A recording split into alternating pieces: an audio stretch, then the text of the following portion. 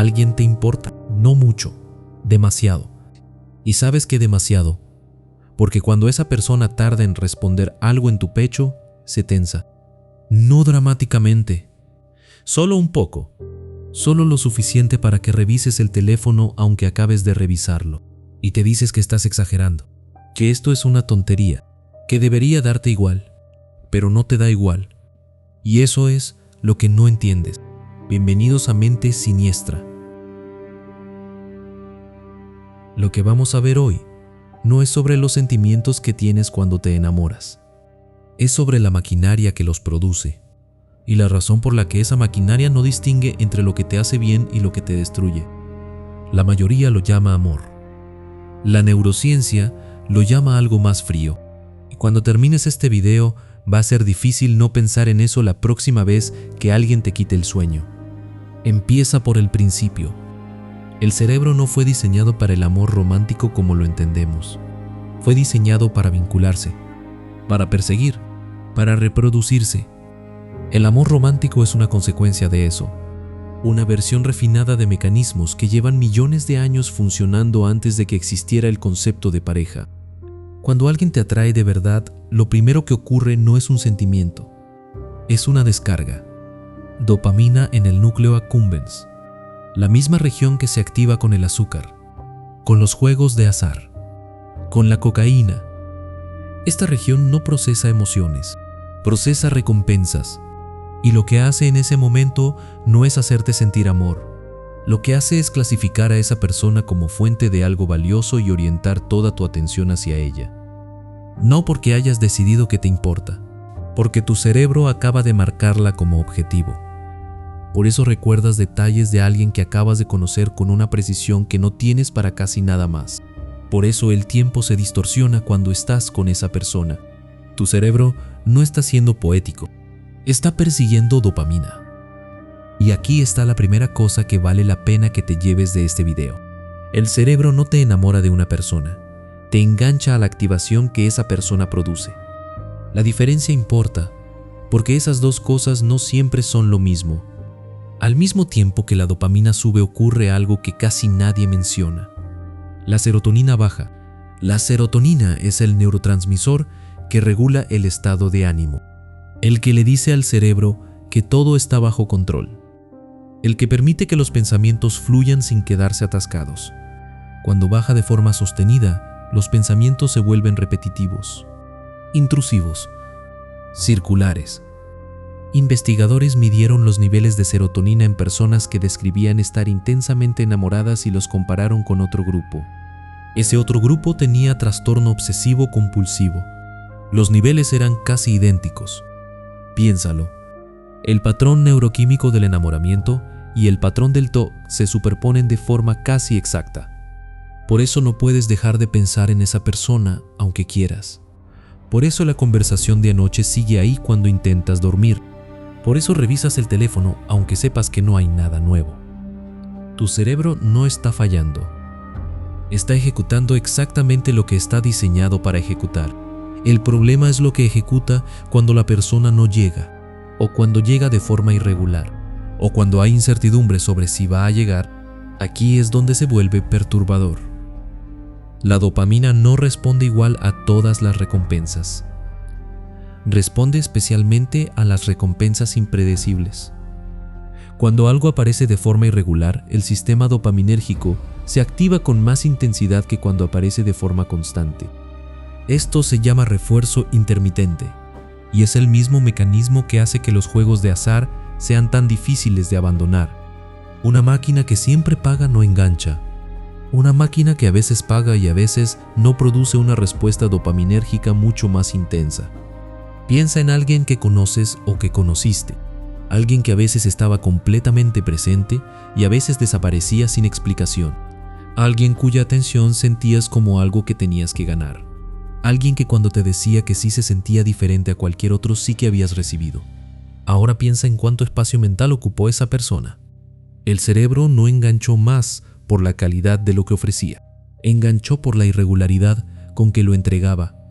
Y eso lo hacía sin ninguna estrategia consciente, o a veces con toda la estrategia del mundo. El resultado era el mismo. Pero aquí viene el giro. Hasta este punto probablemente has estado pensando en alguien que te hizo esto a ti, en alguien cuya irregularidad te mantuvo pendiente, en alguien que sin querer o queriendo activó este mecanismo en tu cerebro. Espera, porque lo que acabas de leer también describe lo que tú le has hecho a alguien, en algún momento, sin necesariamente saberlo, sin necesariamente quererlo. El cerebro enamorado no es el cerebro de la víctima del mecanismo. Es el cerebro de cualquiera que alguna vez haya importado más de lo razonable a alguien que no podía explicar por qué.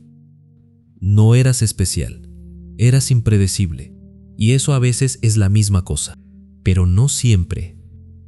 Hay algo más que ocurre en el cerebro enamorado que casi nadie nota porque suena demasiado bien para ser perturbador. La amígdala baja su actividad.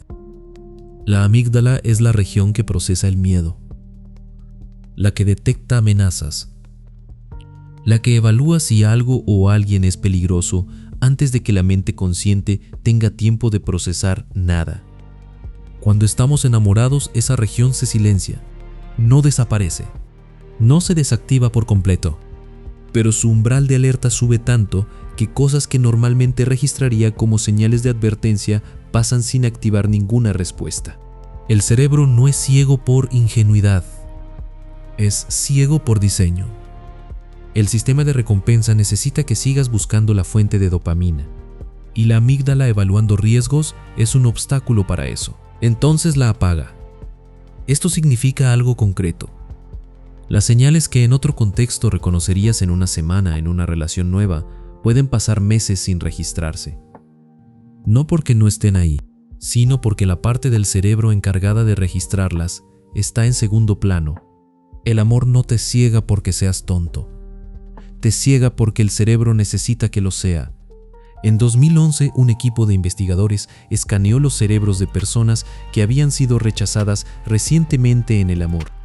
Les mostraron fotos de quien las había dejado, y luego les aplicaron un estímulo de calor en el brazo. Dolor físico controlado y medido. Las regiones cerebrales que se activaban con las fotos eran exactamente las mismas que se activaban con el dolor físico. La corteza cingulada anterior, la ínsula, el tálamo. El desamor no se siente como dolor físico porque sea sensible. Se siente como dolor físico porque para el cerebro es dolor físico. La misma señal, los mismos circuitos, la misma intensidad medida en un escáner. Y cuando esas mismas personas miraban las fotos, apareció algo más. Actividad en las regiones asociadas con la adicción y la ansiedad. Las mismas que se activan en alguien intentando dejar la cocaína o la nicotina. Seguían enganchados. El rechazo no había apagado el sistema de recompensa. Lo había desregulado. El cerebro seguía buscando lo que ya no estaba disponible con la misma urgencia con que lo buscaba cuando sí lo estaba. Hay personas que reportaban pensar en quien las había rechazado el 85% de sus horas de vigilia. No por elección, por química. Y luego está lo que nadie quiere escuchar. Hay estudios con parejas que llevan más de 20 años juntas. Cuando ven a su pareja o piensan en ella, sus cerebros muestran actividad dopaminérgica en las mismas regiones que los cerebros en la fase inicial del enamoramiento. El amor duradero no apaga el sistema de recompensa, lo regula. Eso significa que lo que desaparece con el tiempo en una relación no es necesariamente el amor, es la irregularidad, es la incertidumbre que disparaba dopamina sin esfuerzo. Cuando el cerebro aprende a predecir la recompensa, la busca con menos urgencia. Y a veces eso se interpreta como que algo se acabó. No extrañas a esa persona, extrañas lo que tu cerebro sentía cuando esa persona era impredecible. Y esas dos cosas pueden parecerse tanto que cuesta distinguirlas. Entonces, cuando alguien vuelve después de meses sin dar señales y siente que quizás sí lo que había era real, hay algo que vale la pena nombrar. No volvió porque te eligió. Volvió porque su cerebro también tiene un sistema de recompensa, y tú también representabas una fuente de activación. El cerebro no evalúa la calidad del vínculo, evalúa la intensidad de la activación. Y a veces, las personas que más te activaron no eran las que más te convenían, solo eran las más impredecibles. Eso es lo que el amor le hace al cerebro. No te muestra a la persona correcta, te engancha a la persona que más activa el circuito. Y el circuito no sabe la diferencia. Si esto te sonó familiar, no hace falta que expliques nada. Solo escribe en los comentarios el nombre de la emoción que más reconociste, una palabra. Eso es todo. Si esto nombró algo que no sabías cómo llamar, dale like. Si conoces a alguien que necesita verlo, compártelo. Y suscríbete a Mente Siniestra porque hay cosas que es mejor entender antes de que vuelvan a pasarte. Y en pantalla te dejo más videos por si quieres seguir. Y nos vemos en el siguiente video, donde seguimos mirando lo que la mayoría prefiere no ver.